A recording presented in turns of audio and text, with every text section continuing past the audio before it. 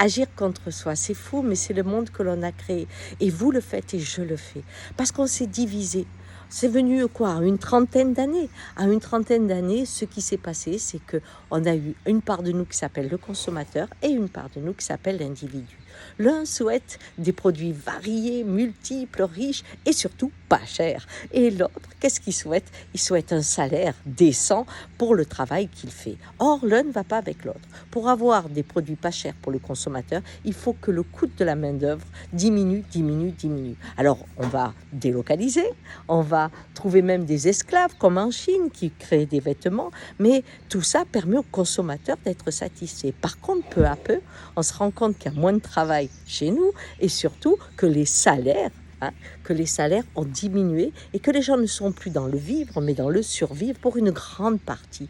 Et là, c'est le pire des situations qui peut arriver. C'est-à-dire que plus je suis pauvre, plus j'achète les produits les moins chers, donc plus je nourris ce système d'esclavage, de maltraitance de la main-d'œuvre qui est remplacée aujourd'hui par des machines. Donc en fait, je nourris ce qui me détruit. C'est ça le problème. Allez, réfléchissez à ça et essayez d'acheter en conscience quand vous pouvez. Parce que si vous êtes pauvre, vous ne pouvez pas faire autrement. Mais si vous avez la chance d'être encore dans ceux qui peuvent acheter en conscience, alors ne nourrissez pas le système du pauvre et cherchez l'agriculteur d'à côté ou celui qui fabrique de ses mains quelques objets qui auront de la valeur parce qu'ils apporteront un monde où l'équilibre entre l'individu et l'objet est respecté.